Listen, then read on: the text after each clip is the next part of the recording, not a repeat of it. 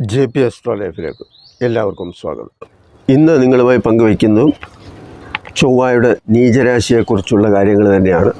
ചൊവ്വ കർക്കിടകൻ രാശിയിൽ നീചത്തിൽ സഞ്ചരിക്കുമ്പോൾ ഏപ്രിൽ 3 മുതൽ ജൂൺ 7 വരെയുള്ള സമയത്തെ ഗുണദോഷ ഫലങ്ങളെക്കുറിച്ചാണ് ഈ വീഡിയോ ചെയ്യുന്നത്. ഈ വീഡിയോ തുലാൻ രാശിക്കാരുടെ ഫലങ്ങളാണ് പറയുന്നത്. തുലാൻ രാശിക്കാരെന്ന് പറയുമ്പോൾ ചിത്തിരയുടെ 3, 4 പാദങ്ങളും ചോതിയും വിശാഖത്തിൻ്റെ 1, 2, 3 പാദങ്ങളിലും ജനിച്ചവരെ സംബന്ധിച്ചുള്ള കാര്യങ്ങൾ. തുലാൻ രാശിക്കാരുടെ ജന്മരാശാധിപൻ ആരാണ് എന്ന് ചോദിച്ചാൽ തുലാൻ രാശിയുടെ ശുക്രനാണ്. അപ്പോൾ ശുക്രൻ ഇപ്പോൾ മീനൻ രാശിയിൽ ഉച്ചത്തിലാണ് നിൽക്കുന്നത്. അപ്പോൾ ഉച്ചത്തിൽ ജന്മരാശാധിപൻ നിൽക്കുക എന്ന് പറയുമ്പോൾ തന്നെ ശാരീരികമായ ഒരു സുഖവും അതുപോലെ തന്നെ പഴയതിൽ നിന്ന് കുറച്ചുകൂടി മെച്ചപ്പെട്ട കാണാൻ മനോഹരമായ സ്ഥിതി, അതായത് കുറച്ചുകൂടി സൗന്ദര്യമൊക്കെ വരുന്ന ഒരു രീതിയിലാണ് ഈ ശുക്രൻ്റെ ഉച്ചരാശി സ്ഥിതി കൊണ്ട് ശുക്രൻ്റെ രാശിയിൽ ജനിച്ചവർക്കുണ്ടാകുന്ന കാര്യങ്ങൾ. അപ്പോൾ ഇവരെ സംബന്ധിച്ചിടത്തോളം, തുലാൻ രാശിക്കാരെ സംബന്ധിച്ചിടത്തോളം നമ്മൾ ചിന്തിക്കുമ്പോൾ ഇതൊക്കെ പറഞ്ഞെന്ന് വരികിലും അഷ്ടമാധിപത്യമുള്ള ശുക്രൻ 6ാം ഭാവത്തിലാണ് ഇവർക്ക് സഞ്ചരിക്കുന്നത്, മീനൻ രാശി. അപ്പോൾ 6ാം ഭാവത്തിൽ ശുക്രൻ സഞ്ചരിക്കുന്നത് ഒരു നല്ല ഫലമാണോ നൽകുന്നതെന്ന് ചോദിച്ചാൽ അല്ല. സ്ത്രീകളുമായിട്ടുള്ള മനോഭാവത്തിൽ പല അനുഭവം കൊണ്ടും ആയിരിക്കാൻ പലർക്കും തോന്നുന്നത്. അതിലൊക്കെ ഒരു വ്യത്യാസം വരും. അവരോടുള്ള സമീപനത്തിലൊക്കെ ഒരു മാറ്റം വരും. ശരീരത്തിനൊരു സുഖമില്ലാത്ത അവസ്ഥ വരും. ധനം, ആഡംബര ജീവിതം, ഇതൊക്കെയാണ് ജീവിത ലക്ഷ്യം. കാരണം ശുക്രൻ ഭൗതിക സുഖങ്ങളെ നൽകുന്നതാണ്. അപ്പോൾ പണം ഉണ്ടാക്കുക, ജീവിതത്തിൻ്റെ ഓരോരോ ഘട്ടങ്ങളിലെ സൗകര്യങ്ങൾ മെച്ചപ്പെടുത്തുക, അതനുസരിച്ച് ജീവിക്കുക, നല്ല ഭക്ഷണം കഴിക്കുക, നല്ല വീടും വാഹനവും ഒക്കെ വാങ്ങിക്കുക, അങ്ങനെയൊക്കെയുള്ള കാര്യങ്ങളൊക്കെയാണല്ലോ ഈ സുഖ സൗകര്യങ്ങളുടെ മെച്ചം. അപ്പോൾ അങ്ങനെ വരുമ്പോൾ ഏത് വിധത്തിലും കാശുണ്ടാക്കണം, അല്ലെങ്കിൽ പണം വേണം, പണം ഉണ്ടെങ്കിൽ എല്ലാമായി എന്നൊക്കെ ഉള്ള ഒരു തോന്നൽ വരും. കാരണം തുലാൻ രാശിക്കാരുടെ 2ാം ഭാവാധിപനാണ് ചൊവ്വ. നമ്മളിവിടെ ചെയ്യുന്ന വീഡിയോ ചൊവ്വയെക്കുറിച്ചാവുമ്പോൾ തുലാൻ രാശിക്കാരുടെ 2ാം ഭാവാധിപനായ ചൊവ്വ നിൽക്കുന്നത് കർക്കിടകൻ രാശിയിൽ, അതായത് 10ാം ഭാവത്തിൽ. അപ്പോൾ 10ാം ഭാവത്തിൽ നിൽക്കുന്ന ചൊവ്വ 2ാം ഭാവാധിപൻ കൂടിയാകുമ്പോൾ കുടുംബപരമായ വിഷയങ്ങൾ, സാമ്പത്തികമായ പ്രശ്നങ്ങൾ, ഇതെല്ലാം നമ്മുടെ ജീവിതത്തിൽ വന്നുകൂടാവുന്ന ഒരു കാര്യമാണ്. ഇതെന്തുകൊണ്ട് സംഭവിക്കുന്നു എന്ന് ചോദിച്ചാൽ 10ാം ഭാവം കർമ്മസ്ഥാനമാണ്. നമ്മൾ ചെയ്തു വെച്ചതിൻ്റെ തന്നെ ഫലം എന്ന് പറയാനേ പറ്റും. കാരണം നമ്മൾ എങ്ങനെ ചിന്തിക്കുന്നു, എങ്ങനെ പ്രവർത്തിക്കുന്നു, എങ്ങനെ മുന്നോട്ട് പോകണം എന്ന് തീരുമാനിക്കുന്നതെല്ലാം കർമ്മബന്ധമാണ്. അപ്പോൾ 10ാം ഭാവം കർക്കിടകൻ രാശിയായിട്ട് വരിക. കർക്കിടകം മനസ്സിൻ്റെയാണ്. അപ്പം മനസ്സിൽ തോന്നുന്ന ഓരോ കാര്യങ്ങൾ ദീർഘവീക്ഷണമില്ലാതെ ഓരോന്ന് ചെയ്യുക, അതനുസരിച്ച് എല്ലാം ചെയ്യുന്നത് എന്തിനാണെന്ന് ചോദിച്ചാൽ സുഖത്തിന് വേണ്ടിയാണ്. അപ്പം വരവറിയാതെ, നമ്മുടെ വരുമാനം അറിയാതെ പല കാര്യങ്ങളിലേക്ക് നമ്മൾ ചെന്ന് ചാടും. അതെല്ലാം പിന്നീട് ബാധ്യതയായിട്ട് വരും.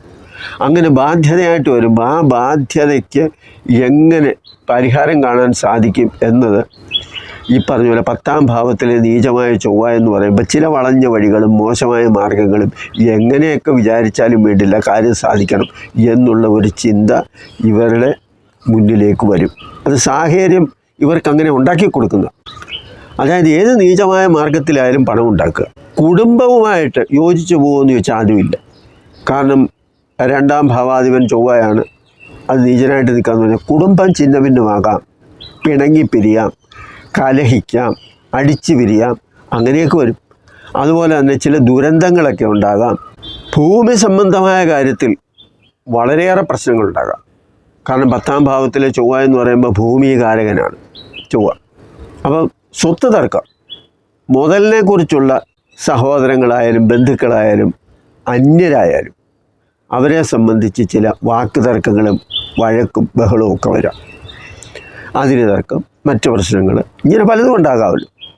അപ്പോൾ ഇതെല്ലാം ഈ 10ൽ നിൽക്കുന്ന നീചനായ ചൊവ്വ സൂചിപ്പിക്കുന്നത് എന്താണെന്ന് ചോദിച്ചാൽ കർമ്മദോഷത്തിൻ്റെ ഫലം ഇപ്പോഴനുഭവിക്കുക എന്നുള്ളതാണ്. ഇനി മറ്റൊരു കാര്യമെന്ന് പറഞ്ഞാൽ 7ാം ഭാവാധിപൻ കൂടിയാണ് തുലാൻ രാശിക്കാരെ സംബന്ധിച്ചിടത്തോളം ചൊവ്വ. കാരണം തുലാൻ രാശിയുടെ 7ാം ഭാവം മേടമാണല്ലോ. അപ്പോൾ 7ാം ഭാവാധിപൻ നീചനായിട്ട് വരിക എന്ന് പറയുമ്പോൾ കൂടെ നിൽക്കുന്നവരും പരസ്പര വിരുദ്ധമായി ചിന്തിക്കുകയും പ്രവർത്തിക്കുകയും ചെയ്യും എന്നുള്ളതാണ്. എന്ന് പറഞ്ഞാൽ ദമ്പതിമാരിൽ പോലും കലഹവും അഭിപ്രായ വ്യത്യാസവും ഒക്കെ വരാം. അതെന്തിനെ സൂചിപ്പിക്കുന്നു എന്ന് വെച്ചാൽ സ്വത്തിനെ സൂചിപ്പിക്കുന്നു. അങ്ങനെ സൂചിപ്പിക്കുമ്പോൾ പരസ്പരം രണ്ട് തട്ടിൽ നിന്ന് പോരടിക്കുകയും അതനുസരിച്ചുള്ള ചില കേസ്, വഴക്ക്, തർക്കങ്ങൾ എന്നൊക്കെ അടിപിടി, ബഹളം ഇതെല്ലാം അതിനെ സൂചിപ്പിക്കാം. പിന്നെ മറ്റൊരു കാര്യം എന്ന് പറഞ്ഞാൽ നീചത്തിലെ ചൊവ്വ എന്ന് പറയുന്നത് കൊള്ളരുതാത്ത ഭൂമിയാണ്. ഈ കൊള്ളരുതാത്ത ഭൂമി ഒരു ചെറിയ മാറ്റമൊക്കെ വരുത്തി ഇത് വളരെ മെച്ചപ്പെട്ടതാണ്, ഉന്നതമാണ് എന്നൊക്കെ പറഞ്ഞ് ഈ ബിൽഡേഴ്സും അതുപോലെ വസ്തു കച്ചവടക്കാരും ഒക്കെ വസ്തു കൊണ്ട് കാണിച്ചിട്ട് നമ്മളോട് ചില കാര്യങ്ങളൊക്കെ പറയുമല്ലോ, ഇത് ഒരുപാട് പേര് പറഞ്ഞാണ് അങ്ങനെയാണ് ഇങ്ങനെയാണെന്നൊക്കെ. അപ്പോൾ ഇങ്ങനെ ഇല്ലാത്ത കാര്യങ്ങൾ പറഞ്ഞ് പ്രചരിപ്പിച്ചും അത്തരത്തിൽ പലർക്കും പല നഷ്ടങ്ങളും സങ്കടങ്ങളും ഒക്കെ ഉണ്ടായിട്ടുണ്ട്.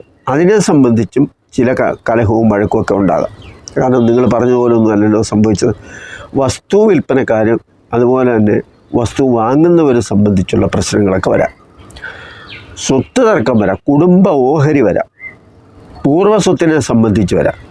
അതുപോലെ തന്നെ നേരത്തെ ആരെങ്കിലും മേടിച്ചിട്ടിരുന്നത് അതിന് പിൻഗാമി ഇല്ലാത്ത സാഹചര്യത്തിൽ പലർക്ക് അവകാശം വരുമല്ലോ. അപ്പോൾ അങ്ങനെയുള്ള അവകാശ തർക്കങ്ങൾ വരാം. ഇങ്ങനെ പലതും ഭൂമിയെ സംബന്ധിക്കുന്ന കാര്യത്തിലും അതുപോലെ മറ്റു പ്രോപ്പർട്ടികളെ സംബന്ധിക്കുന്ന കാര്യത്തിലുമൊക്കെ വരാം. ഇപ്പോൾ ഭൂമി, സ്വർണം, അതുപോലെ ജലവാഹനങ്ങൾ, ഇങ്ങനെ പലതും ഇതിനെ സംബന്ധിക്കുന്നുണ്ട്. അതായത് കൊള്ളരുതാത്ത ഭൂമിയാണെങ്കിലും പാറയുള്ളതാണെങ്കിൽ ഒരു കോറി നടത്താമല്ലോ. അപ്പോൾ അങ്ങനെയൊക്കെയുള്ള ലക്ഷ്യത്തോടു കൂടി വാങ്ങിക്കുന്നവരും അതിനുവേണ്ടി ശ്രമിക്കുന്നവരും ഒക്കെ കാണുമല്ലോ. കാരണം ഒന്നിനും കൊള്ളത്തില്ല എന്ന് പറഞ്ഞ് ചുളു വിലയ്ക്ക് വാങ്ങിച്ചിട്ട് ഇത്തരം കാര്യങ്ങളൊക്കെ ചെയ്യാവുന്ന ഭാവിയിലെ ആ ഒരു ചിന്ത വീണ്ടും ഇത് പ്രയോജനപ്പെടുത്താം, ഇന്നതിനൊക്കെ കൊള്ളാം, അങ്ങനെയൊക്കെയാണ്. അപ്പോൾ ഇതെല്ലാം തന്നെ ലാഭത്തിനു വേണ്ടിയുള്ള ഒരു പ്രവൃത്തിയിൽ കർമ്മദോഷമായിട്ട്, അതായത് മറ്റുള്ളവരെ വിഷമിക്കുന്ന, മറ്റുള്ളവർ സങ്കടപ്പെടുന്ന പല സാഹചര്യങ്ങളും നമ്മുടെ പ്രവൃത്തിയിൽ നിന്നും ഉണ്ടായിക്കാണും. അപ്പോൾ അതിൻ്റെയൊക്കെ ഒരു സമയം, അതാണ് ഈ കർമ്മദോഷം എന്നുകൂടി പറയുന്നത്. നല്ലത് ചെയ്താലും മോശമായ പ്രവർത്തികൾ ചെയ്താലും അതിനൊരു കർമ്മഫലമുണ്ടല്ലോ. ഏതിനും കർമ്മം ഫലം തരും. അപ്പം നമ്മളോ നമ്മുടെ പൂർവികന്മാരോ ചെയ്തു വെച്ച നല്ലതിൻ്റെ ഫലമാണെങ്കിൽ നല്ല അനുഭവമായിട്ട് നമുക്ക് അനുഭവിക്കാൻ വരും. മോശമാണെങ്കിൽ മോശമായ കാര്യങ്ങളും നമുക്ക് അനുഭവിക്കേണ്ടതായിട്ട് വരും. കാരണം അഷ്ടമത്തിലാണ് തുലാം രാശിക്കാരെ സംബന്ധിച്ചിടത്തോളം വ്യാഴം ഇപ്പം നിൽക്കുന്നത്.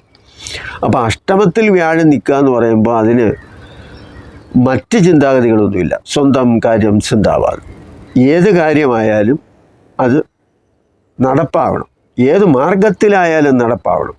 അതിന് ധാർമ്മികമായ മൂല്യമൊന്നും കൊടുക്കണമെന്ന് നിർബന്ധമൊന്നുമില്ല എന്നുള്ളതാണ് ഈ 10ാം ഭാവസ്ഥിതി. അഷ്ടമത്തിലെ വ്യാഴം എന്ന് പറയുമ്പം ഒരു തരത്തിലും നമുക്കൊരു മനസ്സുഖം ഉണ്ടാക്കത്തില്ല. മനപ്രയാസം, അതുപോലെ ബന്ധുക്കൾ ശത്രുക്കളാകുക, കൂടെ നിന്നവരൊക്കെ അകന്നു പോവുക, അപ്രതീക്ഷിതമായിട്ട് പൈസയുടെ ചിലവ് വരിക, സ്വാതന്ത്ര്യമില്ലാത്ത ഒരവസ്ഥ വരിക എന്ന് പറഞ്ഞാൽ നമുക്കൊരു വിലയില്ലാതെ വരിക എന്നർത്ഥം. അതാണ് സ്വാതന്ത്ര്യം എന്ന് ഉദ്ദേശിച്ചത്. നമ്മുടെ വാക്കിനെ ആരും മാനിക്കാതെ വരിക, നമ്മളെ വിശ്വാസമില്ലാതെ വരിക, ഇങ്ങനെ പല കാര്യങ്ങളും അതിൻ്റെ പിന്നിൽ വരും. ഏത് കാര്യത്തിനും ഒരു തടസ്സം വരിക, ഇങ്ങനെ അനുകൂലമല്ലാത്ത സാഹചര്യങ്ങൾ മാറി ഭാഗ്യസ്ഥാനത്ത് വ്യാഴം വരുന്നത് മെയ് 14-നാണ്. അഷ്ടമത്തിൽ നിന്ന് 9ാം ഭാവത്തിലേക്ക് വ്യാഴം മാറുന്നത്. അതിനുശേഷം ഒരു മാറ്റമൊക്കെ വരും. കാരണം സന്താനങ്ങളുമായിട്ടുള്ള വിഷയങ്ങളൊക്കെ ഇതിനകത്തിൽ വരാം. തുലാം രാശിക്കാരെ സംബന്ധിച്ചിടത്തോളം തുലാം, വൃശ്ചികം, ധനു, മകരം, കുംഭം 5ാം ഭാവത്തിലെ ശനിയൊക്കെ ആയിരുന്നു. അപ്പോൾ ശനി മൂലക്ഷേത്രമാണെങ്കിലും 4ാം ഭാവാധിപത്യമുള്ള ശനി 5ൽ സഞ്ചരിച്ച സമയത്ത് മാനസികമായ ചില പ്രയാസങ്ങൾ, സന്താനങ്ങളെ സംബന്ധിക്കുന്ന ചില ബുദ്ധിമുട്ടുകൾ, ഇതൊക്കെ ഒന്നും മാറി വരാനുള്ള സാഹചര്യമാണ് ഈ വ്യാഴത്തിൻ്റെ രാശിമാറ്റം മൂലം ഉണ്ടാകുന്നത്. അതുപോലെ വ്യാഴമാണ് 9ാം ഭാവത്തിലാണ്, ഭാഗ്യസ്ഥാനത്താണ്. പൂർവ്വപുണ്യം, അതായത് പണ്ട് ചെയ്ത നന്മയുടെയൊക്കെ ഫലം അനുഭവിക്കാനുള്ള സമയം എന്നാണ്. മോശം ഫലം മോശം കാലത്ത് അനുഭവിച്ചു. ഇനിയും നല്ലതെന്തെങ്കിലും നമ്മളോ നമ്മുടെ പൂർവികന്മാരോ ഏതെങ്കിലും നല്ല പുണ്യപ്രവർത്തികൾ ചെയ്തിട്ടുണ്ടെങ്കിൽ അതിൻ്റെ നല്ല ഫലം വരുന്ന സമയമാണ് ഈ വ്യാഴത്തിൻ്റെ രാശിമാറ്റം മൂലം മെയ് 14 മുതൽ നമുക്ക് അനുഭവിക്കേണ്ടി വരുന്നത്. അങ്ങനെ വരുമ്പോഴാണ് ഈ 5-ാം ഭാവത്തിലേക്ക് രാഹു വരുന്നത്. മീനൻ രാശിയിൽ നിന്ന് രാഹു മെയ് 18 കുംഭൻ രാശിയിലേക്ക് തിരിഞ്ഞു വരികയാണ്. അങ്ങനെ വരുമ്പോഴും തുലാം, വൃശ്ചികം, ധനു, മകരം, കുംഭം 5-ാം ഭാവത്തിലേക്ക് വരും. അത് സന്താനങ്ങളെ സംബന്ധിച്ച് ഒരു നല്ല കാര്യമല്ല. അങ്ങനെ മോശമായ അവസ്ഥയിൽ 5-ാം ഭാവം മനസ്സും കൂടാണ്. മനസ്സിലുണ്ടാകുന്ന ആ ഒരു പ്രയാസങ്ങൾക്കും ദുരിതങ്ങൾക്കും സന്താനങ്ങളുടെ മോശമായ അവസ്ഥയ്ക്കുമൊക്കെ തന്നെ ഒരു മാറ്റമാണ് ഈ വ്യാഴത്തിൻ്റെ രാശിമാറ്റം. മിഥുനൻ രാശിയിൽ നിൽക്കുന്ന വ്യാഴം 9-ാം ഭാവത്തിലേക്ക് ദൃഷ്ടി ചെയ്യുമ്പോൾ അത് കുംഭത്തിൽ നിൽക്കുന്ന രാഹുവിനെ ബാധിക്കും. അങ്ങനെ വരുമ്പോൾ രാഹുവിൻ്റേതായ ചില ദോഷങ്ങളൊക്കെ മാറും.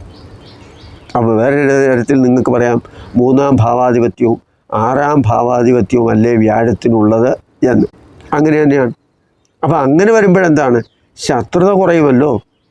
മറ്റുള്ളവർ നമ്മളോട് കാണിച്ചിട്ടുള്ള ശത്രുതയും വൈരാഗ്യവും ഒക്കെ തന്നെ വ്യാഴത്തിൻ്റെ രാശിമാറ്റം മൂലം മുന്നോട്ട് പോകുന്ന സമയത്ത് ചില മാറ്റങ്ങളൊക്കെ വരും. അകന്നു നിന്നവരൊക്കെ ചിലപ്പോൾ അടുപ്പം വരും. അതുപോലെ തന്നെ ഗുരുജനങ്ങളുമായിട്ട്, വ്യാഴത്തിനും ഗുരു എന്നൊരു പേര് കൂടി ഉണ്ടല്ലോ. 9-ാം ഭാവവും പിതാവിനെയും ഗുരുക്കന്മാരെയും സന്താനങ്ങളെയും ഒക്കെ സൂചിപ്പിക്കുന്ന കാര്യം കൂടിയാണ്. അപ്പോൾ ആ സമയത്ത് അതിൻ്റേതായ ഒരു മെച്ചവും ഉണ്ടാകും. ഗുരുജനങ്ങളുടെ ഒരു സഹായ സഹകരണങ്ങളൊക്കെ നമുക്ക് ഈ സമയത്ത് പ്രതീക്ഷിക്കുകയും ചെയ്യാം. അതുപോലെ സന്താനങ്ങളെ സംബന്ധിച്ച് എന്തെങ്കിലും തരത്തിലുള്ള പ്രയാസങ്ങളൊക്കെ നേരിട്ടുകൊണ്ടിരുന്നവരെ സംബന്ധിച്ച് അതിനും മാറ്റം ഉണ്ടാകും. സന്താനങ്ങളില്ലാതെ കഷ്ടപ്പെട്ടുകൊണ്ടിരുന്നവരെ സംബന്ധിച്ചിടത്തോളം സന്താനങ്ങൾ ഉണ്ടാകാനുള്ള ചില സാഹചര്യങ്ങളും വരും. അത് 9-ാം ഭാവത്തിലെ വ്യാഴം നമുക്ക് തരും. അതുപോലെ തന്നെ സാമ്പത്തികമായ ചില ബുദ്ധിമുട്ടുകളും പ്രയാസങ്ങളും ഒക്കെ അനുഭവിച്ചുകൊണ്ടിരുന്നവർക്ക് സാമ്പത്തികമായ ഒരു മെച്ചവും ഉണ്ടാക്കിത്തരാൻ ഈ വ്യാഴത്തിന് പറ്റും. ബുദ്ധിപരമായി പല മോശവും കാണിച്ചു. ബുദ്ധിമോശം മൂലം പലതും നഷ്ടപ്പെട്ടു, പല ദുരിതങ്ങളും ഉണ്ടായി. അതെല്ലാം ഒന്ന് മാറി അനുഭവത്തിലൂടെ ബുദ്ധിപരമായി ചിന്തിച്ച് കൂടുതൽ കാര്യങ്ങൾ നടപ്പാക്കാനുള്ള ശേഷിയും വരുന്ന ഒരു സമയമാണ്. കാരണം വ്യാഴം ബുദ്ധിയെയും സൂചിപ്പിക്കുന്നുണ്ട്, ധനത്തെയും സൂചിപ്പിക്കുന്നുണ്ട്. അതുപോലെ ആരോഗ്യ സംബന്ധമായ കാര്യത്തിൽ അഷ്ടമത്തിലെ വ്യാഴം 9-ാം ഭാവത്തിലേക്ക് മാറുക എന്ന് പറയുമ്പോൾ ആരോഗ്യ സംബന്ധമായ എന്തെങ്കിലുമൊക്കെ വിഷയങ്ങൾ നിലവിലുണ്ടായിരുന്നവർക്ക് ഇപ്പോൾ അതിനൊക്കെ ഒരു മാറ്റം വരാവുന്ന ഒരു സമയം കൂടിയാണ്.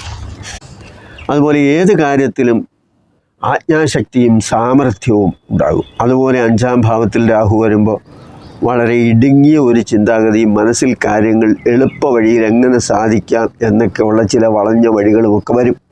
അതൊക്കെ ഈ വ്യാഴത്തിൻ്റെ ദൃഷ്ടിയോടുകൂടി അതിനൊക്കെ ഒരു മാറ്റവും വരാം. കാരണം ഇതൊന്നും അത്ര ശരിയാവത്തില്ല എന്നുള്ള ഒരു തോന്നലും വരാം. ഇനി സൂര്യനെ സംബന്ധിച്ച് പറയുമ്പോൾ ഏപ്രിൽ 13 വരെ മീനൻ രാശിയിലാണ് സൂര്യൻ നിൽക്കുന്നത്. എന്ന് പറഞ്ഞാൽ മീനമാസമാണ്. 14-ാം തീയതി ആണല്ലോ വിഷു. അപ്പോൾ അങ്ങനെ മീനൻ രാശിയിൽ നിൽക്കുമ്പോൾ അത് ഈ തുലാം രാശിക്കാരെ സംബന്ധിച്ചിടത്തോളം 6-ാം ഭാവത്തിൽ വരും. അതൊരു നല്ല കാര്യമാണ്. കാരണം സർക്കാർ സംബന്ധമായ ഏതെങ്കിലും തരത്തിൽ ജോലി ചെയ്തുകൊണ്ടിരിക്കുന്നവർക്കും അവർക്ക് അതിൻ്റേതായ ഒരു മെച്ചമുണ്ടാകുന്ന ഒരു സമയമാണ് ഈ മീനമാസം. 11-ാം ഭാവാധിപനായ സൂര്യൻ മേടത്തിൽ ഉച്ചരാശിയിൽ വരുന്നത് ഈ ഏപ്രിൽ 14 മുതലുള്ള ഒരു മാസമാണ്. അങ്ങനെ വരുമ്പോൾ അതിലും ചെറിയ മാറ്റങ്ങളൊക്കെ വരാം. കാരണം അവരെ സംബന്ധിച്ചിടത്തോളം 7-ാം ഭാവമാണ്.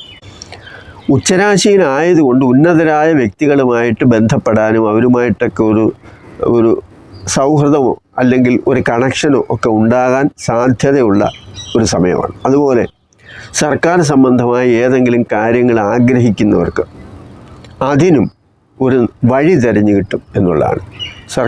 സർക്കാരിൻ്റെ ഏതെങ്കിലും ആനുകൂല്യം ലഭിക്കണം എന്ന് ആഗ്രഹിച്ച് മുന്നോട്ട് പോകുന്നവരെ സംബന്ധിച്ച് അത് നടക്കാത്ത സാഹചര്യമൊക്കെ നിലനിൽക്കുമ്പോൾ അതിനുള്ള ഒരു വഴി തെളിഞ്ഞു കിട്ടുകയും ചെയ്യും. മെയ് പകുതിക്ക് ശേഷം എന്ന് പറയുമ്പോൾ, അതായത് ഏപ്രിൽ 14 മുതൽ മെയ് 14 വരെ മേടൻ രാശിയിൽ മേടമാസമായിട്ട് നിലനിൽക്കുമ്പോൾ മെയ് 14 ശേഷം ഇടവത്തിലേക്കാണ് വരുന്നത്. ഇടവത്തിലേക്ക് വരുമ്പം തുലാം രാശിക്കാരെ സംബന്ധിച്ചിടത്തോളം ആദിത്യൻ അഷ്ടമത്തിലാണ് വരുന്നത്. അഷ്ടമത്തിലെ ആദിത്യൻ എന്ന് പറഞ്ഞാൽ പലതരത്തിലുള്ള വിഘ്നങ്ങളുണ്ടാക്കും. സർക്കാർ സംബന്ധമായ സർവീസിലുള്ളവരെ സംബന്ധിച്ച് തൊഴിൽപരമായ കാര്യത്തിലും അവർക്ക് ചില പ്രശ്നങ്ങളൊക്കെ വരും. സർക്കാർ തലത്തിൽ ഒരുപക്ഷെ പണിഷ്മെൻറ്റ് വരാം, അല്ലെങ്കിൽ സ്ഥലം മാറ്റം വരാം, താക്കീത് വരാം, മേലധികാരികൾക്ക് ഇഷ്ടപ്പെടാത്ത രീതിയിലുള്ള ചില കാര്യങ്ങളൊക്കെ വന്നിരിക്കാം.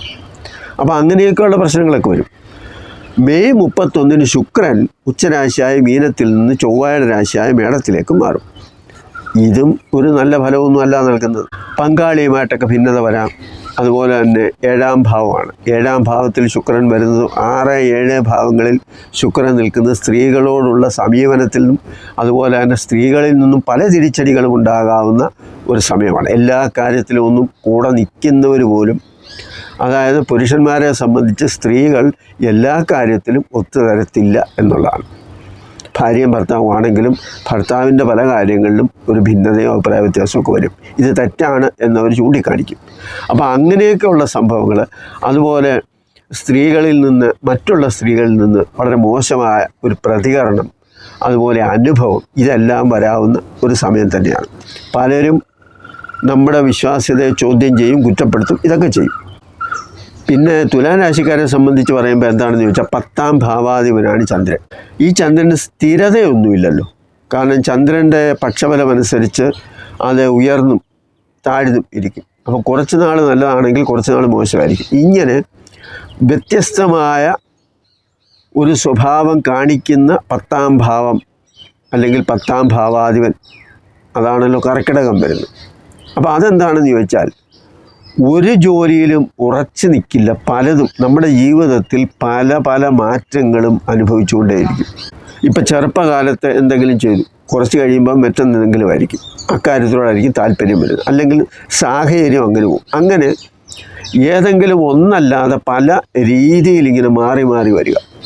ഇനി സർക്കാർ ജോലിക്കാരാണെങ്കിൽ അവർക്ക് എന്ത് മാറ്റം വരാനാണ് എന്ന് ചിന്തിച്ചാൽ വകുപ്പ് മാറുക, അങ്ങനെയൊക്കെ വരാം. ഇപ്പോൾ ഏതെങ്കിലും ഒരു വകുപ്പിൽ ജോലി ചെയ്തുകൊണ്ടിരുന്നു, അപ്പോൾ വേറൊരു വകുപ്പിലേക്കായി, പിന്നെ അങ്ങനെയും അങ്ങോട്ടും ഇങ്ങോട്ടും മാറാം. അതുപോലെ പല സ്ഥലത്ത് ജോലിക്ക് പോകാം. ഒരു സ്ഥലമായിട്ടല്ല, പലയിടത്തേക്കും മാറി മാറി വരാം. വിദേശത്ത് ജോലി ചെയ്യുന്നവരെ സംബന്ധിച്ചും പല ജോലികൾ അവരുടെ ജീവിതത്തിലേക്ക് കടന്നു വരും. നല്ലതും വരും, മോശവും വരും. ചില സമയത്ത് ചിലതൊക്കെ ചിലപ്പോൾ രക്ഷപ്പെട്ടെന്ന് വരും, ചിലതൊക്കെ മോശമായെന്നും വരും. ഇപ്പോഴാണെങ്കിൽ 2ാം ഭാവാധിപനായ ചൊവ്വയാണ്. അത് നീചത്തിൽ നിൽക്കുമ്പോൾ ബിസിനസ്സുകാരെ സംബന്ധിച്ചിടത്തോളം അവർക്ക് വൻ നഷ്ടത്തിലേക്കാണ് വരുന്നത്. അതായത് ചെയ്തുകൊണ്ടിരിക്കുന്നതൊന്ന് മാറിയാലോ, ഒന്ന് മാറ്റി വേറെ എന്തെങ്കിലും തുടങ്ങിയാലോ എന്ന് വരെ ചിന്തിക്കുന്ന ഒരു സമയത്തിലേക്കാണ്. ഇതെല്ലാം കർമ്മത്തെ സൂചിപ്പിക്കുന്ന ഒരു കാര്യമാണ്. അതായത് 10ൽ ചൊവ്വ നിൽക്കുമ്പോൾ കർമ്മത്തിന് ധാർമ്മികതയൊന്നുമില്ല എന്ന് ഞാൻ പറഞ്ഞു. ഏത് രീതിയിലായാലും കാര്യം സാധിക്കുക, കാശുണ്ടാക്കുക, പ്രശ്നങ്ങളിൽ നിന്ന് ഒഴിഞ്ഞു നിൽക്കുക, പിടിച്ചു നിൽക്കുക, ഇതൊക്കെയാണ് അവരുടെ ഈ കാലഘട്ടത്തിൽ അവരിൽ വരുന്ന ഒരു പോംവഴിയായിട്ട് വരും. അപ്പോൾ അതുകൊണ്ട് തന്നെ പല വിഷയങ്ങളും അവരുടെ ജീവിതത്തിൽ വരും. അപ്പോൾ ഇതിനൊരു മാറ്റം വരിക എന്ന് പറഞ്ഞാൽ, ചെറിയൊരു മാറ്റം വരേണ്ട ഒരു സമയമെന്ന് പറഞ്ഞാൽ വ്യാഴത്തിൻ്റെ രാശിമാറ്റം മൂലം പൂർവ്വ പുണ്യത്തിൽ നിന്ന് നമുക്ക് ലഭിക്കുന്ന നല്ല അനുഭവം അനുഭവിക്കാനുള്ള ഒരു സമയം കൂടി നമുക്ക് കിട്ടുന്നു എന്നതാണ്. ചുരുക്കത്തിൽ പറഞ്ഞാൽ ഈ തുലാം രാശിക്കാരെ സംബന്ധിച്ചിടത്തോളം പല മാറ്റങ്ങളും, എല്ലാ രാശിക്കാർക്കും ഈ പറയുന്ന ഏപ്രിൽ മെയ് മാസങ്ങളെന്ന് പറഞ്ഞാൽ ഒരു മാറ്റത്തിൻ്റെ സമയം തന്നെയാണ് പല തരത്തിൽ. അപ്പോൾ അങ്ങനെ ഇവർക്കും ഒരു മാറ്റത്തിന് വിധേയമാകാൻ സാധ്യതയുള്ള ഒരു സമയത്തിലേക്കാണ് നമ്മൾ മുന്നോട്ട് പോകുന്നത്. അതുകൊണ്ട് തന്നെ ശുഭാപ്തി വിശ്വാസത്തോടെയും ഈശ്വര വിശ്വാസത്തോടെയും അല്പം ഭക്തിയൊക്കെ വേണം. ഏത് മതക്കാരായാലും ഒരു ഈശ്വര വിശ്വാസമൊക്കെ ഉണ്ടെങ്കിൽ കുറേ കാര്യങ്ങൾ നമുക്ക് പോസിറ്റീവായിട്ട് കാണാനും നമ്മുടെ ജീവിതം കുറേയൊക്കെ മെച്ചപ്പെടാനും സാധിക്കും. കാരണം ഞാൻ പോസിറ്റീവ് മാത്രം പറഞ്ഞു എന്ന് കരുതി അത് കേട്ട് നിങ്ങൾക്ക് പോസിറ്റീവ് ഒന്നും ഉണ്ടാകത്തില്ല. അപ്പം ജീവിതത്തിൽ നമ്മുടെ നെഗറ്റീവായ കാര്യങ്ങളെ, നമ്മുടെ നഷ്ടത്തെ, പ്രയാസത്തെ, കഷ്ടതകളെയൊക്കെ എങ്ങനെ അതിജീവിച്ച് മുന്നോട്ട് പോകാം എന്നതാണ് പോസിറ്റീവ്. അതിനെക്കുറിച്ചാണ് പറയുന്നത്. ആ സമയം നിങ്ങളെ ബോധ്യപ്പെടുത്താനാണ് പറയുന്നത്. ഈ വീഡിയോ നിങ്ങൾക്ക് ഇഷ്ടപ്പെട്ടു എന്ന് വരികിൽ മറ്റുള്ളവർ കൂടി ഷെയർ ചെയ്യുക. നന്ദി, നമസ്കാരം.